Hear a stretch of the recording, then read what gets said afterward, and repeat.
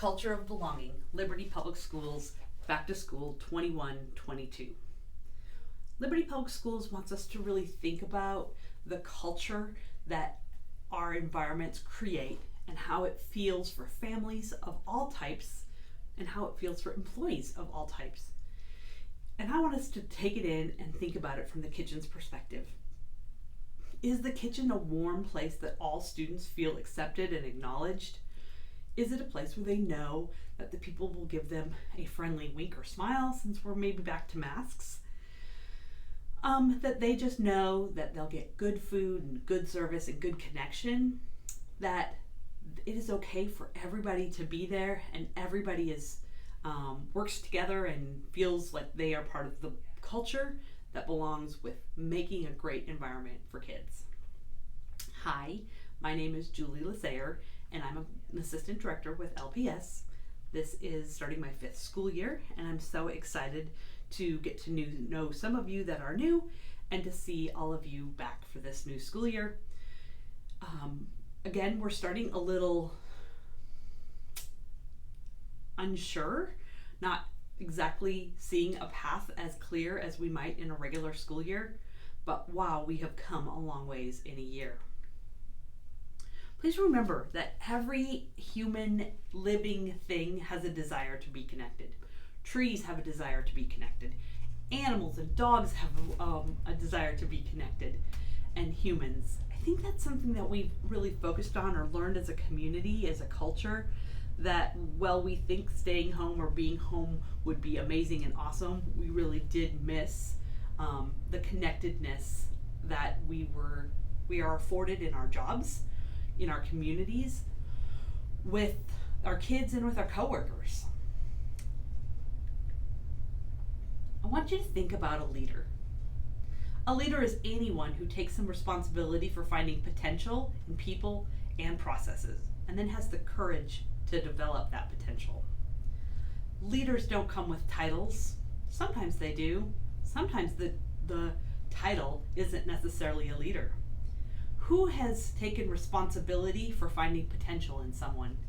A new employee that you're training, helping them identify the best ways to do things, giving them guidance? Or how about processes? I think about the schools as they learned to do curbside pickup or plan the 5-day meal packs or 10-day or 15-day. Those took real leaders who identified how best to keep cold things cold and hot things hot and the dry safe and store them appropriately and get them out to the line. Each person involved in that process who came up with a new idea was a leader. And that's exactly what you each get to be in our school and in our kitchens, is a leader who develops potential in people. Maybe that's in a 5-year-old, maybe that's in a 15-year-old, or maybe that's in a 50-year-old. Or in a process, identifying a way that serving goes faster, or that we can make more product available to students, or that it looks better or tastes better. That is all all leadership does, and each one of you have that potential. What do you remember about joining LPS or any new kind of job? I always remember on my first day at work in a buffet style restaurant, I ran the beverages and the desserts, and I started to notice I was running out of milk. So I went back to the cooler and I got myself some milks. I think I could carry 5 of them, and I walked back out, put them and set them up on the line. Then, an hour later, I needed some more milk as lots of kids had come through. So I went back to the cooler and I picked up 5 more milks. And as I am walking out of the cooler, a cook shoves me a cart. And I was like, oh, a cart. Well, thank you. And so I'm 16. I put the milks on the cart and then I go back in the cooler. And now I realize I can take the whole crate because there is a little refrigerator underneath and I won't need to come back and forth. Was shoving me a cart the most inclusive and belonging way to lead me to understanding? No. I would have loved if Scott had given me a little information and said, hey, it's absolutely okay if you grab my cart and add some beverages to it and carry it back out and carry it back into me. But I learned through that stressful moment too. I want you to know that if you can be anything in our world, well, if you would be kind. Because you know what? It is hard to start a new school year. It is hard to start a new job. It is hard because everyone wants to do it right. And everyone needs someone to support them along the way. I have been paying attention to what the families and parents are saying. Those who have been in school all last year kind of know that it's okay and that it's safe and that things will be all right. And then those families who were virtual last year are often in the same situation that many parents felt a year ago. They haven't had the same experiences. And so that requires us as leaders, as community members, as people creating a culture of belonging, to be patient, to recognize that the mom who hasn't been in the school building in 18 months feels different than the one whose child was in Kid Zone in the month of July. And so we need to sometimes just take a deep breath and say, wow, not everybody has had the same experience as I have. If I create that environment of patience, it really goes a long way to making people feel included. Also, empathy. Empathy is a great emotion, and it is something that we actually have to work on and learn. There's a difference between being empathetic and being sympathetic. Sympathetic is, oh, that must suck for you. Or, wow, that was really hard, I'm with you. So, sympathetic, Bear's just hanging out here. Empathetic, I am with you, I know how that feels, and I want to be there too.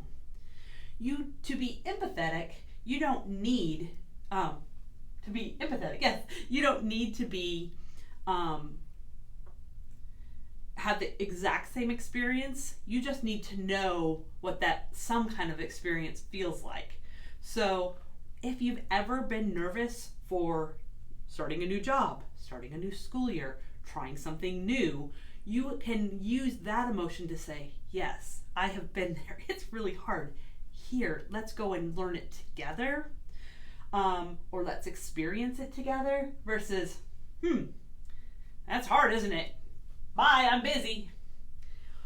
I want us to really think about, for students, how we feel empathetic, not just like, meh. How do you connect? What makes you feel like you belong in a group? Is it when someone asks you to get a soda with them or have lunch at the same time? Is it when someone shows you the new way? Is it when someone brings you a snack or a treat, like Misty's conversation? What makes you feel connected and the opportunity to learn about other people? Might pause and have a few minutes of conversation.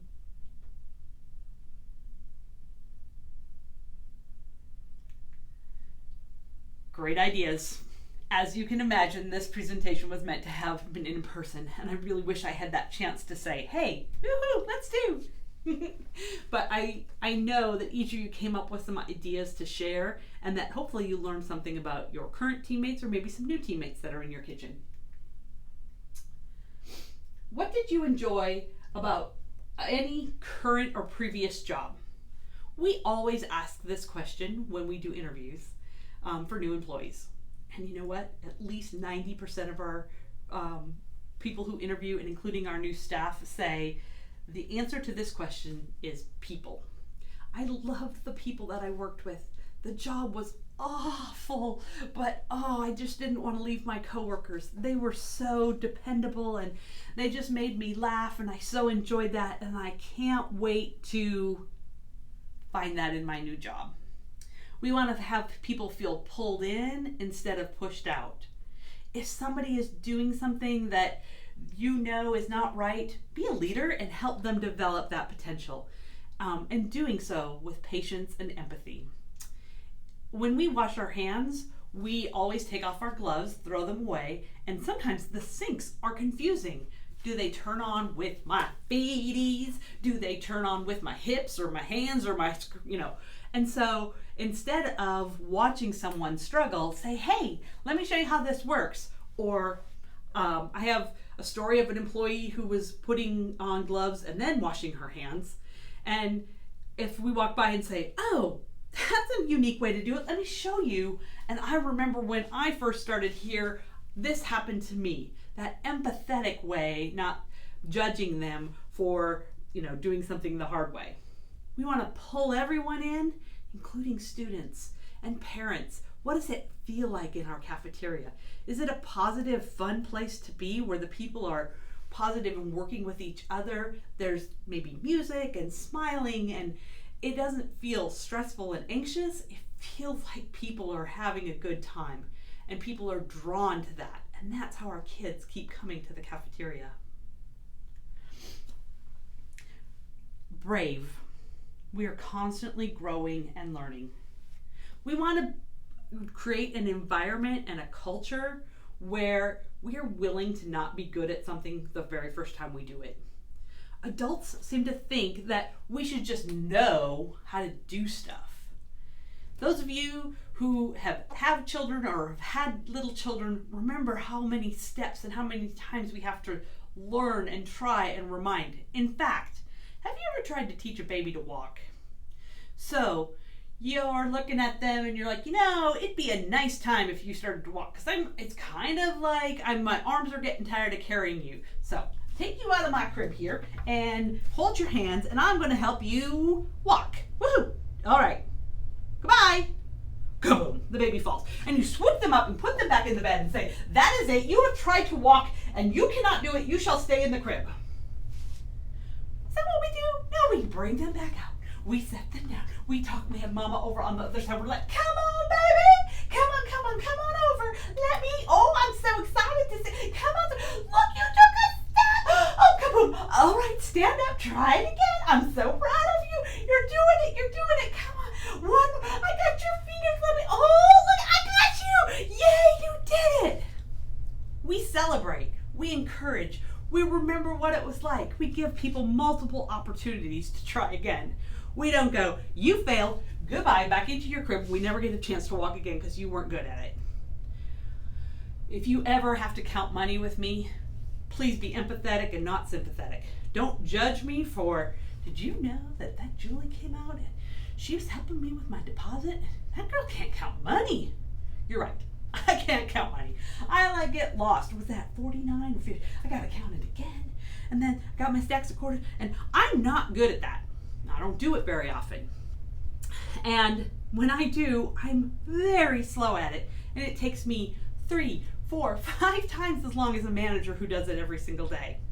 So I have to say, I'm not very good at that. You know what? I will tell you that last year there were so many things that were going on that I wasn't very good at, that I had to learn and grow and get better at.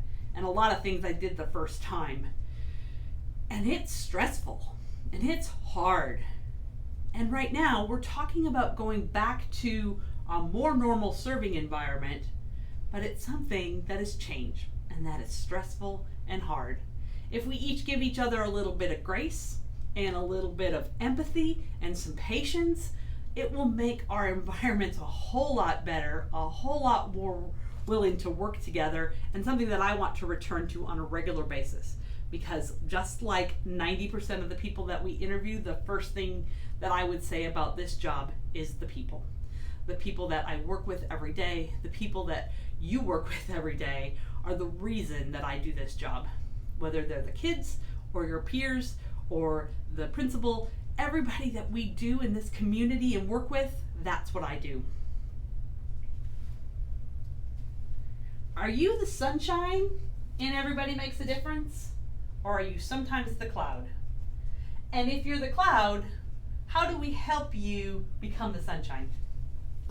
Are you approachable for every student? Does a 5-year-old walk by and feel warm and included and part of the process? Or do they feel terrified because they heard you snap at someone for spilling their milk? Does a 17-year-old who's afraid that you're going to question what they've done or get snappy because they have too many things on their plate? Or are you just going to be empathetic and say, oh, sweetie, I have soap in there. Let's talk about how this works. Really thinking about, are we approachable?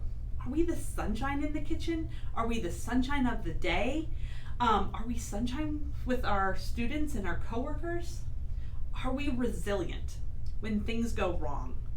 I'm thinking about a kitchen a couple of years ago that had an emergency happen about 8:30 in the morning, right as we were getting to serve breakfast. The fire extinguishers went off and all of the equipment was covered, and the fire alarm or the fire department had to be called. And you know what? We still served breakfast and we still served lunch. Everybody rallied and cleaned up, and we all took a big deep breath and was like, okay, we got a job to do. We needed to be very resilient. Sometimes we just have to find a way to keep going. That's an extreme example, but are we approachable and are we resilient are things we want to think about so that we can create that sunshine in our cafeteria, because every single one of you is a rising sun creating a positive environment. Listening and engagement. We need to value everyone's opinion. We need to learn to work together and learn from each other. We want to stay on topic and keep things professional, and we want to be up close and deliberate. We need to value when an employee shares an information from another location or another job they've had. We don't just throw that idea aside and go, well, this is how we do it here. Hey, that's a cool idea. Let's try it my way, and then we can incorporate your way as we get to working on it. Or, this is the standard for Liberty, and we're going to work that way. But wow, that's a great idea. Let's share it with Julie and Michelle so that we can contribute and add to the standard for our department as that. Remember that this still is work, and while we develop work families, we really want to stay on professional topics. We don't want to get into very controversial issues, which right now, of course, include vaccinations and masks and people's health status. Those are not great conversations in school cafeterias, and they don't create an environment of belonging. They create an environment of feeling apart. But the big thing is, it's really important we get up close and deliberate, that we hear people and we ask them some questions about what they've learned or how we could improve it and get better at it. I've been working hard during orientation to connect with employees in that sense, to say, I'm going to check in with you in a week, I'm going to check in with you in 3 weeks to just ask how things are going and how I could do better and how we could grow as a department and as a culture so that we meet the needs of all of our employees. There is this process called unconscious bias. And in the first 7 seconds of meeting you, I have already made a brain determination of your age, gender, ethnicity, race, sexual orientation, education, social status, marital status, friendliness, trustworthiness, and religion. That's how our brains work. Immediately, I make a quick judgment about you in the first 7 seconds with all of this information. Whether I am right or wrong, my brain is going to work towards this. And sometimes we have to really work on our conscious observation of that so that these things can change or our first perceptions are not correct. We want to build community by remembering that it takes patience, empathy, and listening. Empathy being, I've been there, you're not alone. There isn't a silver lining to a problem. Well, at least you didn't cut off your finger. Well, at least you didn't hurt your back. Those never start off as empathetic. Those are all sympathetic feelings. Well, at least, let me tell you, this could have happened. We need to listen. Outside of the busiest time of the day, we need to connect with each other for a few minutes just to say, how did today go? What can we do better? How can we grow on this? Not in a defensive, snappy way, but in a listening so we can support each other way. And we need to remember that learning takes time. That we are willing to give babies a chance to learn to walk.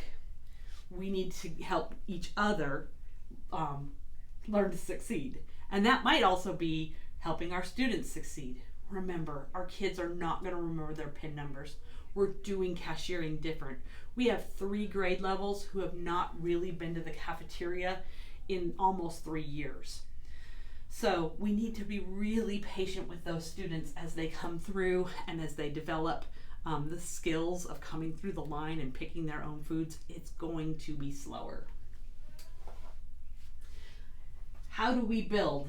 Do people feel excluded and segregated, or do they feel integrated help me with that word, oh my gosh, integrated, there we go, and included? This is how we want to help people. Not everyone knows what it feels like to be excluded, or to be in a group that always feels excluded or biased against. But we all know what it feels like to not belong. We've all had that emotion of like, why wasn't I invited? Is it okay for me to go over there and do that? So we each can learn that, well, not everything is exactly the same. We can all be part of the group and belong. I hope that orange feels very safe. Also, remember, we don't have to look or act just like everybody else, but because we want to belong. Oh wait, who? Huh? Oh, the owl. He wants to belong. He wants to feel included. And so creating that environment is really important. I encourage each of us to look at our environment and think about how we can become inclusive of all students and all employees and all families. And sometimes that's being the leader who steps forward, creates a process, or fulfills others' potential, whether that's being the first one to welcome the principal or waiting for the kindergartners to come through. It really is an important process that we develop and continue. Please think about the environment that you create, and are you the sunshine or are you the cloud? Thank you.